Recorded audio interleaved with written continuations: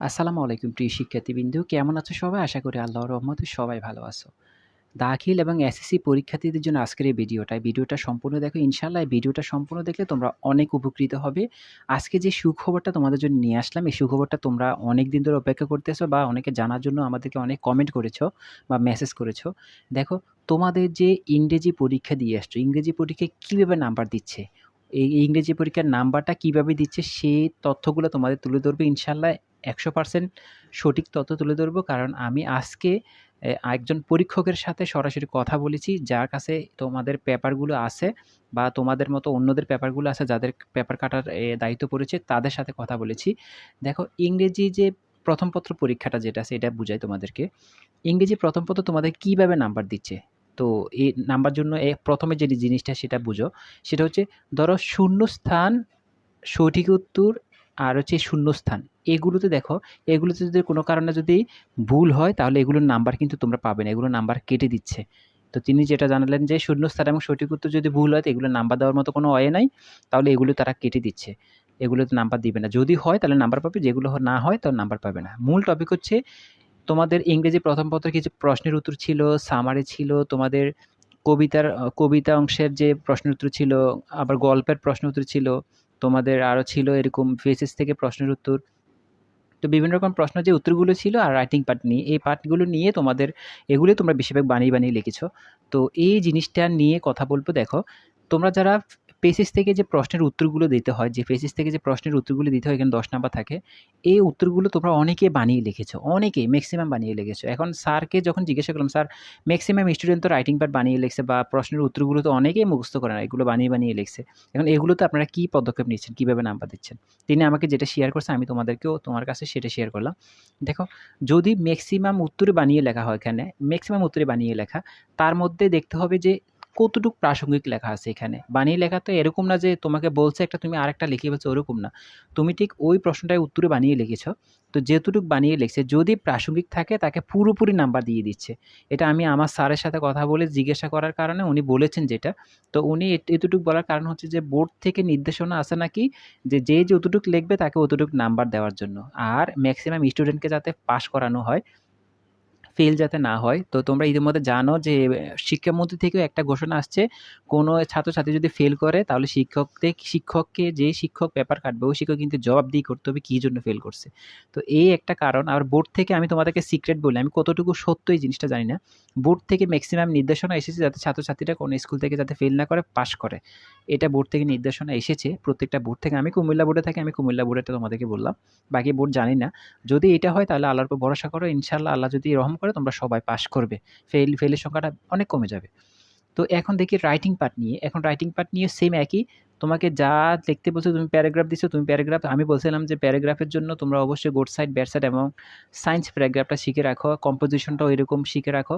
তোমরা এগুলো যারা বানিয়ে, বানিয়ে লিখছো, মোটামুটি যাদের হয়েছে, যাদের 10 নাম্বার, ধরো একটা প্যারাগ্রাফের 10 নাম্বার, মোটামুটি যাদের হয়েছে তারা 9 থেকে 10, 8 থেকে 9 এখানে ম্যাক্সিমাম দিচ্ছে। 8 থেকে 9 নাম্বার ম্যাক্সিমাম দিচ্ছে।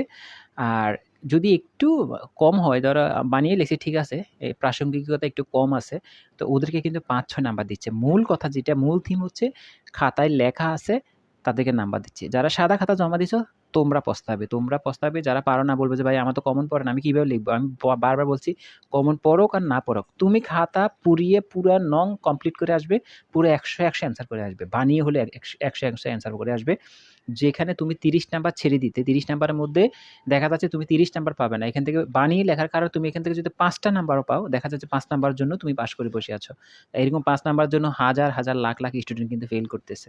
তো এই টপিকটা আছে তোমাদের রাইটিং পার্টের ক্ষেত্রে। রাইটিং পার্ট যদি তুমি কোনরকম লিখে আসছো, ইনশাআল্লাহ এখান থেকে ভালো একটা নাম্বার পাবে। যদি একটু ভালো লিখতে পারো তাহলে তো কোনো কথাই নেই, পুরোপুরি নাম্বার দিয়ে দিচ্ছে, অঙ্কের মতো পুরোপুরি নাম্বার দিয়ে দিচ্ছে। তো এই জিনিসটা আমার খুব ভালো লেগেছে, এইজন্য তোমাদেরকে শেয়ার করলাম। আজকে আমি কথা বলেছি সকালবেলা, কারণ যে টিচার পরীক্ষক, ওই টিচার আর আমি একসাথে পড়াই। আমি যেখানে বেস পড়াই বাজারে, আমার রুম আর তার রুম একই সাথে, উনার রুম একই সাথে। তো উনি কিন্তু আবার সহকারী হেড টিচার হয়। তো উনার থেকে তথ্যগুলো কালেক্ট করাই। উনার সাথে আমি কিন্তু পার্সোনালি অনেক কথা বলি। তো যে কথাগুলো তোমাদের গুরুত্বপূর্ণ লাগবে, সেই কথাগুলো তোমাদের কাছে আমি শেয়ার করব। আমার কাছে যেগুলো ইনফরমেশনগুলো খুবই সঠিক এবং তোমাদেরকে জানানো প্রয়োজন, ইনশাআল্লাহ আমি সেই তথ্যগুলো শেয়ার করব। তো বাংলার ক্ষেত্রে একটু কথা বলে রাখি। এটা নিয়ে আমি অলরেডি একটা ভিডিও দেব তোমাদের। যেহেতু বাংলা প্রথম পত্র পরীক্ষা হইছে, বাংলা দ্বিতীয় পত্র পরীক্ষা তোমরা দিবে। তো এ নিয়ে আমরা ইনশাআল্লাহ কালকের মধ্যে একটা ভিডিও আপলোড করব। বাংলার ক্ষেত্রে তোমাদের জন্য বিশাল একটা সুখবর আছে। আমি ওনার সাথে কথা বলেছি, এটা তোমাদের শেয়ার করব। আর আরেকটা একেবারে গুরুত্বপূর্ণ, একেবারে এটা তোমার জন্য 100% সুখবর হইতে পারে। তবে আমি জানি, আমার কেন মনে হচ্ছে যে উনি যদি এই জিনিসটা আমার কাছে শেয়ার করে, মোটামুটি আজকে কিছুটা করছে। আমি ওনাকে আবার রিকোয়েস্ট করব এই জিনিসটা ওনা থেকে বের করতে পারি কিনা।